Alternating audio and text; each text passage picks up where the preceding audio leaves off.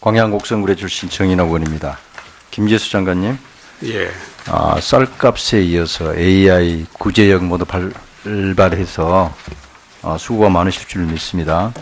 근데 이러한 수고들이 결실이 보이지 않아서 참 안타깝다는 말씀을 드리면서 우선 쌀값에 대해서 좀 질문을 하겠습니다. 장관님도 아시지만 쌀값이 우리 탈진 상태에 빠져 있는 농민들에게 최대의 해난 문제이고 또 최대의 관심사라는 것은 뭐 잘 알고 계시죠? 예. 예. 뭐 이유는 이 쌀값이 농업소득에서 차지하는 비중이 많이 낮아지긴 했습니다만 40% 이상을 예. 차지하고 있기 때문이라고 봅니다. 근데 이제 정말로 유독 2016년 산 쌀이 문제가 되는 겁니다. 이 쌀값이 20년 전보다 더 떨어진 가격이 형성이 되다 보니까 그렇지 않아도 빈사 상태에 있는 농민들에게 목조르기를 하고 있지 않느냐 이런 생각이 드는 겁니다. 그런데 문제는 이러한 쌀값과 관련해서 그동안 정부가 취한 일련의 사태들을 봤을 때 과연 농민들을 위하고 있는 정부인지 대단히 의심스럽다는 생각이 듭니다. 지난해 12월 29일 2016년산 수매배 우선지급금 환수 발표를 보면서 그런 생각을 더욱더 가지게 됐습니다. 이 환수 발표에 따른 농민단체 등 또 농민을 포함한 여러 사람들의 반응이 정부가 농민을 버렸다 이렇게 생각을 하고 있습니다. 그래서 환수 거부 투쟁을 벌이겠다는 강력한 의지까지 표명하고 있는 상황인데 그래서 제가 지난 1월 19일 날인가요? 이 환수 문제에 대한 해결책을 제시를 하면서 10월 5일 쌀값을 기준으로 정하면 환수 문제가 해결될 수 있을 것이다. 이런 제의를 하면서 전향적인 정부의 조치를 요구를 했었는데 그에 대해서 장관님 견해를 간단하게 답변 좀 해주시면 고맙겠습니다. 예, 의원님 어쨌든 농민의 피해를 간단하게 좀 해주십시오. 예, 최소화하게 하기 위한 그 방안의 하나로 높은 수준의 가격을 좀 사용하면 어떻겠나 해서 10월 5일자를 했었는데 저희들이 현재 규정상에 그렇게 하기 어려운 상황이 있어서 다른 방안을 평균 가격을 한다든지 뭐 다른 방안을 실무적으로 몇 가지 검토하고 있습니다. 그래서 의원님 그 취지가 반영되도록 여러 가지 제도 보완을 좀 하겠습니다. 아니 그래서 이제 어제 내가 이 문제를 좀 챙겼더니 농식품부 그 자료가 몇 가지 좀 이유가 발표가 됐어요. 예. 왔는데 뭐 매입 계약서에 이 공지한 사항이다 이렇게 한 내용이 하나 있어서 이 문제는 계약서를 너무 그렇게 강조할 필요는 없다고 봅니다. 사정 변경이라는 원칙도 있고 또 쌀 가격이 20년 밑으로 떨어진 이런 참 엄청난 사정 변경이 있고 쌀 가격을 적정하게 유지 못하는 책임이 농민들에게 있는 게 아니고 정부에도 있다는 거 이런 차원에서 본다면 이 사정 변경 원칙을 너무 강조할 필요는 없다 이런 생각이 들고요. 그 다음에 이제 특정 일자나 수확기 일부 기간만 매입 가격으로 결정하는 것은 좀 문제가 있다. 대표 가격으로 보기 어렵다 이런 얘기를 한 적이 있는데 이것 또한 2006년 이후에 보면 9월 말 매입하는 공공 비축미에 대해서도 10월부터 12월까지 평균 쌀값을 기준으로 산정을 해왔습니다. 그래서 어느 가격이 대표성을 갖느냐 하는 것은 정부 재량의 문제다 이렇게 보고 있는 겁니다. 그다음에 이제 형평성 문제를 제기를 하셨는데 이거는 아마 참여하지 않은 농가들의 상대적 박탈감을 우려해서 그렇게 말씀을 하시는 것 같은데 실제로 지금 현장의 반응을 보면 전혀 그 반발하고 있거나 참여하지 않은 농가들이 뭐 상대적 박탈감을 우려해서 반발을 하고 있거나 그러지는 않습니다. 이런 조치를 취해줌으로 인해서 오히려 환영할 것이다 이런 생각이 들고요. 그 다음에 이제 2005년 이후 동일한 기준을 적용해 왔다 이런 또 말씀을 하고 계시는데 지금 이거는 우선지급금 환수 사태의 해결을 위해서 농식품부가 법적으로 재량권이 있는 부분에 대해서 적극적으로 저는 임해야 한다고 봅니다. 그래서 이 부분에 대해서 다시 한번 검토를 해 주시기를 바라겠습니다. 본 의원실에서 지금 정부 재정지원 그 법제연구기관인 한국법제연구원에다가 이게 법령자문을 좀 문의를 한번 해봤어요. 예. 근데 결론이 뭐냐면 현행 양곡관리법으로 볼 때 시장 가격에 대해 구체적으로 평균 가격으로 할 거냐, 최고 가격이냐, 최저 가격으로 할 거냐 이에 대해서 정하고 있지 않다는 거죠.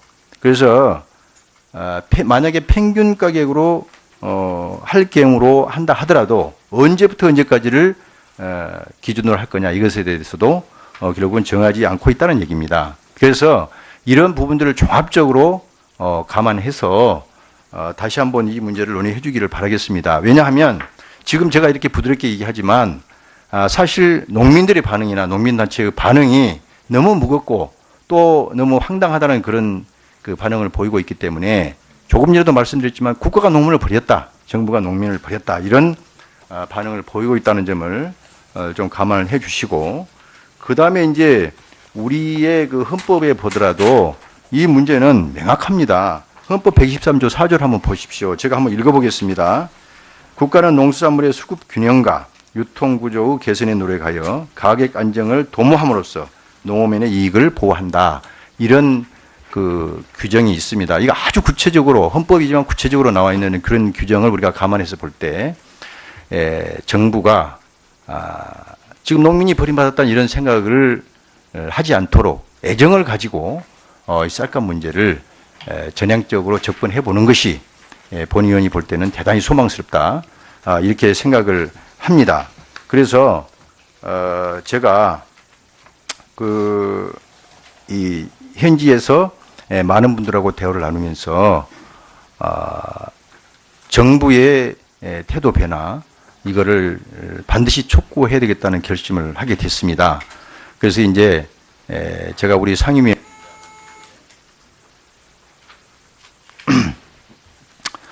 상임위원장님에게 지금 이제 제가 요청을 하나 하고자 하는 거거든요.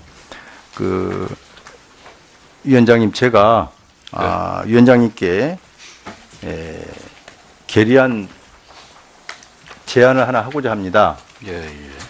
조금 전 본 의원이 말씀을 드린 것처럼 정부의 전향적인 태도 변환을 촉구하는 의미에서 우리 국회 차원에서 우리 농식품부도 도와주고 또 농민에게도 이런 우군이 있다는 것을 보여준다는 차원 그리고 실질적으로 또 이런 조치를 끌어내기 위해서 농해수위 차원의 결의안을 하나 만들었으면 좋겠다는 제의를 하겠습니다. 이거는 정부가 공공비축 및 우선지급금 한수 강행 의사를 철회하고 법령의 적극적인 해석을 촉구하는 내용이 되겠습니다. 물론 아까 말씀드린 것처럼 농식품부가 정말 농민을 위하고 사랑한다는 그런 애정을 가지고 접근한다면 적극적인 법령의 해석이 가능하다는 그런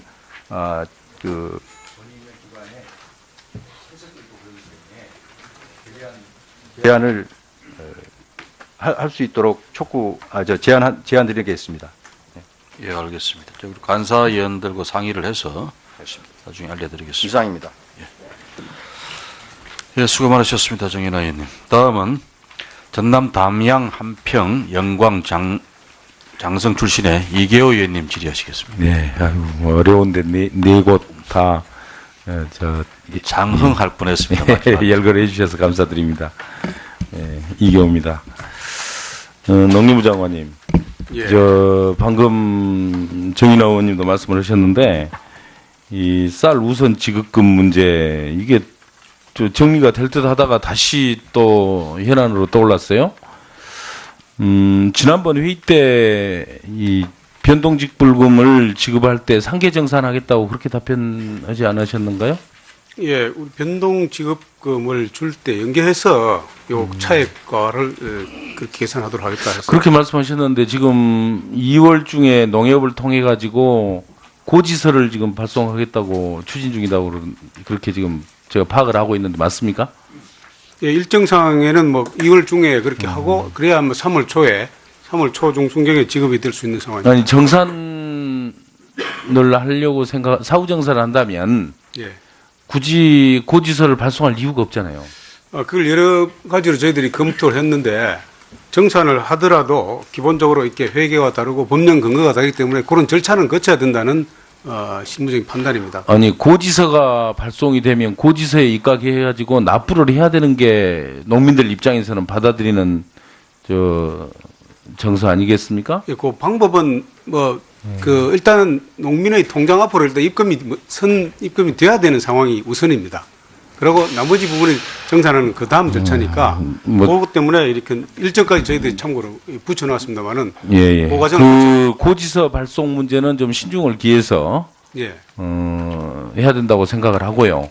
그러한 문제를 농협은 어차피 창구는 회계는 다르다 하더라도 창구는 지금 농협을 통해서 나가고 들어가고 하지 않겠습니까? 그렇습니다. 그러니까 농협 입장에서 조금 수고를 좀 더해서 굳이 고지서를 발송해 가지고 농민들한테 심리적 압박감을 키우는 것보다는 이 사후정산 원칙으로 당초 말씀하셨던 대로 농민들의 편의를 좀 도모하는 방향으로 처리를 했으면 하는 부탁을 드리겠습니다. 어떻습니까? 가능합니까? 어쨌든 회계 처리는 명확히 해야 된다는 것이 완전히 관련 법적인 엄격한 해석이고 저희들이 재량의 여지가 없는 상황인데 어쨌든 농민 불편은 최대한 없도록 그렇게 하겠습니다. 네.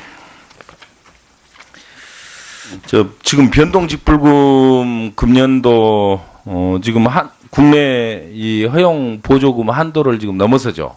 예. 어느 정도 넘어서는 걸로 파악하고 계십니까? 지금 한 77억 정도가 초과하는 걸로 지금 파악이 됩니다. 제가 계산해 보니까 267억이 나오더라고요. 뭐 그 큰 차이는 아닙니다만. 농지 면적 차이 확정된 차이. 농지 면적 예. 차이인 것 같습니다. 최종 좋습니다. 77억 정도. 어쨌든 지금 허용 보조 한도를 초과하는 부분에 대해서는 어떻게 처리를 해야 됩니까, 농민들한테?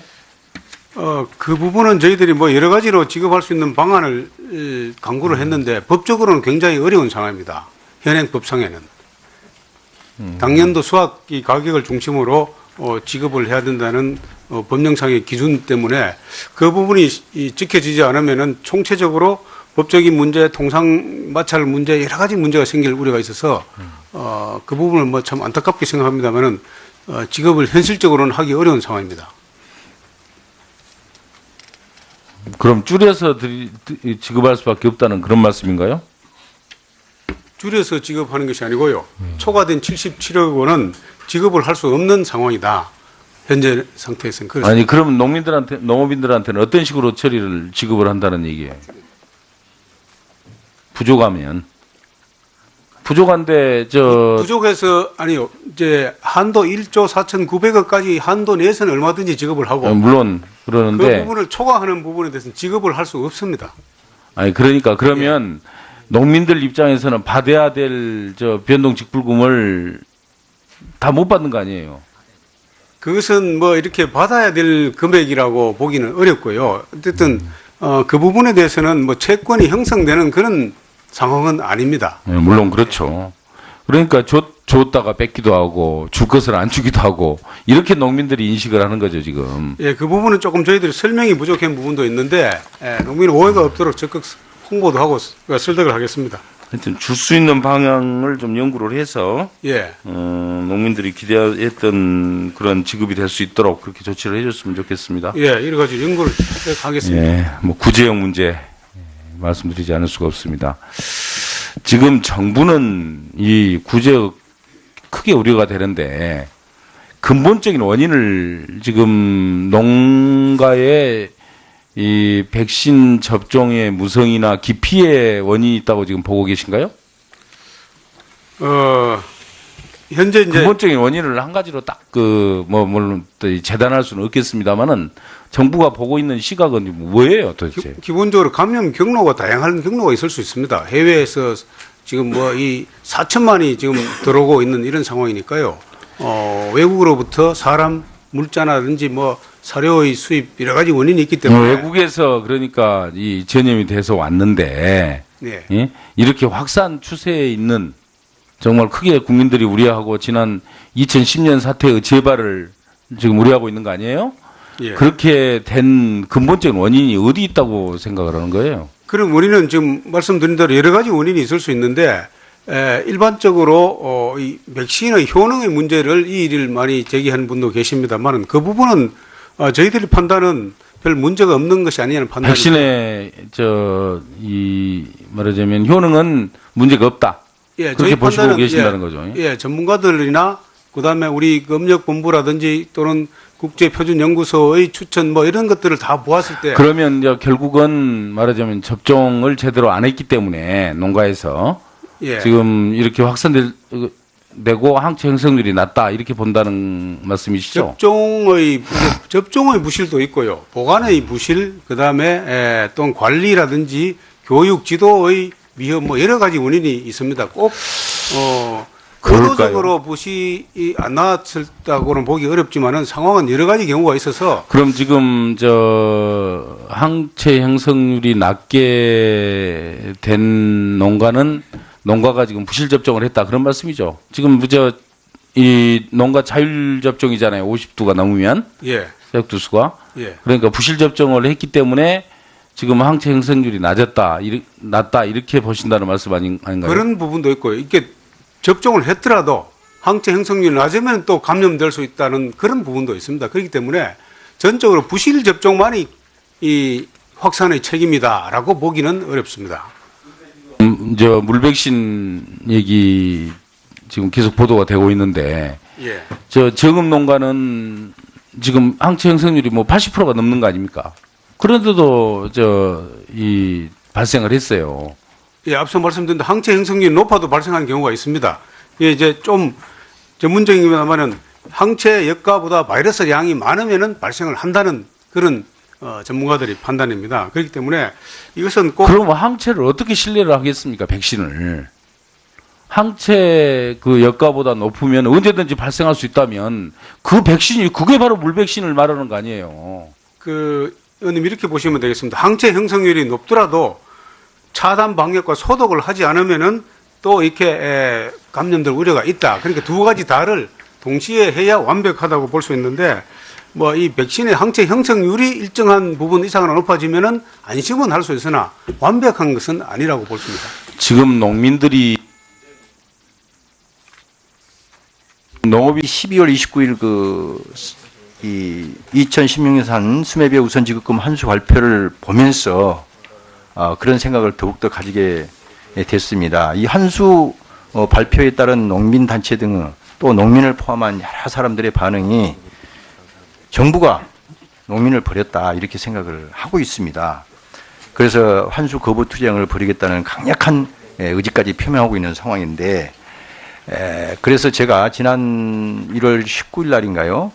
이 환수 문제에 대한 해결책을 제시를 하면서 10월 5일 쌀값을 기준으로 정하면 환수 문제가 해결될 수 있을 것이다.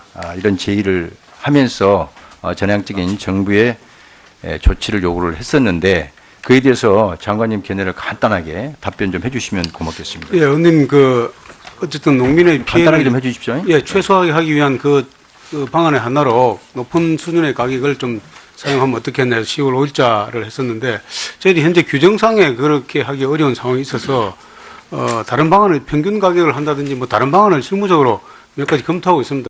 광양 곡성구례 출신 정인호 의원입니다. 김재수 장관님, 예. 쌀값에 이어서 AI 구제역 모두 발발해서 수고가 많으실 줄 믿습니다. 근데 이러한 수고들이 결실이 보이지 않아서 참 안타깝다는 말씀을 드리면서 우선 쌀값에 대해서 좀 질문을 하겠습니다. 장관님도 아시지만 쌀값이 우리 탈진 상태에 빠져 있는 농민들에게 최대의 해난 문제이고 또 최대의 관심사라는 것은 뭐 잘 알고 계시죠? 예. 예. 뭐 이유는 이 쌀값이 농업소득에서 차지하는 비중이 많이 낮아지긴 했습니다만 40% 이상을 예. 차지하고 있기 때문이라고 봅니다. 근데 이제 정말 유독 2016년 산 쌀이 문제가 되는 겁니다. 이 쌀값이 20년 전보다 더 떨어진 가격이 형성이 되다 보니까 그렇지 않아도 빈사 상태에 있는 농민들에게 목조르기를 하고 있지 않느냐 이런 생각이 드는 겁니다. 그런데 문제는 이러한 쌀값과 관련해서 그동안 정부가 취한 일련의 사태들을 봤을 때 과연 농민들을 위하고 있는 정부인지 대단히 의심스럽다는 생각이 듭니다. 지난해 이 결론이 뭐냐면 현행 양곡관리법으로 볼 때 시장 가격에 대해 구체적으로 평균 가격으로 할 거냐, 최고 가격이냐, 최저 가격으로 할 거냐 이에 대해서 정하고 있지 않다는 거죠. 그래서 만약에 평균 가격으로 할 경우로 한다 하더라도 언제부터 언제까지를 기준으로 할 거냐 이것에 대해서도 결국은 정하지 않고 있다는 얘기입니다. 그래서 이런 부분들을 종합적으로 감안해서 다시 한번 이 문제를 논의해 주기를 바라겠습니다. 왜냐하면 지금 제가 이렇게 부드럽게 얘기하지만 사실 농민들의 반응이나 농민단체의 반응이 너무 무겁고 또 너무 황당하다는 그런 그 반응을 보이고 있기 때문에 조금 전에도 말씀드렸지만 국가가 농민을 버렸다, 정부가 농민을 버렸다 이런 반응을 보이고 있다는 점을 좀 감안을 해 주시고 그 다음에 이제 우리의 그 헌법에 보더라도 이 문제는 명확합니다. 헌법 123조 4조를 한번 보십시오. 제가 한번 읽어보겠습니다. 국가는 농수산물의 수급 균형과 유통구조의 개선에 노력하여 가격 안정을 도모함으로써 농업인의 이익을 보호한다. 이런 그 규정이 있습니다. 이거 아주 구체적인 평균 쌀값을 기준으로 산정을 해왔습니다. 그래서 어느 가격이 대표성을 갖느냐 하는 것은 정부 재량의 문제다. 이렇게 보고 있는 겁니다. 그 다음에 이제 형평성 문제를 제기를 하셨는데 이거는 아마 참여하지 않은 농가들의 상대적 박탈감을 우려해서 그렇게 말씀을 하시는 것 같은데 실제로 지금 현장의 반응을 보면 전혀 그 반발하고 있거나 참여하지 않은 농가들이 뭐 상대적 박탈감을 우려해서 반발을 하고 있거나 그러지는 않습니다.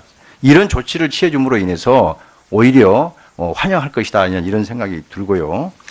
그 다음에 이제 2005년 이후 동일한 기준을 적용해 왔다 이런 그 또 말씀을 하고 계시는데 지금 이거는 우선지급금 환수 사태의 해결을 위해서 농식품부가 법적으로 재량권이 있는 부분에 대해서 적극적으로 저는 임해야 한다고 봅니다. 그래서 이 부분에 대해서 다시 한번 검토를 해주시기를 바라겠습니다.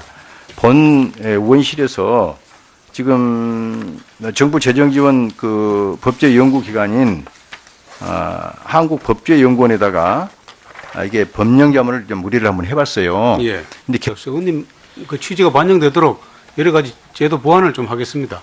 아니 그래서 이제 어제 내가 이 문제를 좀 챙겼더니 농식품부 그 자료가 몇 가지 좀 이유가 발표가 됐어요. 예. 왔는데 뭐 매입 계약서에 이 공지한 사항이다 이렇게 한 내용이 하나 있어서 이 문제는 계약서를 너무 그렇게 강조할 필요는 없다고 봅니다. 사정 변경이라는 원칙도 있고 또 쌀 가격이 20년 밑으로 떨어진 이런 참 엄청난 사정 변경이 있고 쌀 가격을 적정하게 유지 못하는 책임이 농민들에게 있는 게 아니고 정부에도 있다는 거 이런 차원에서 본다면 이 사정 변경 원칙을 너무 강조할 필요는 없다 이런 생각이 들고요.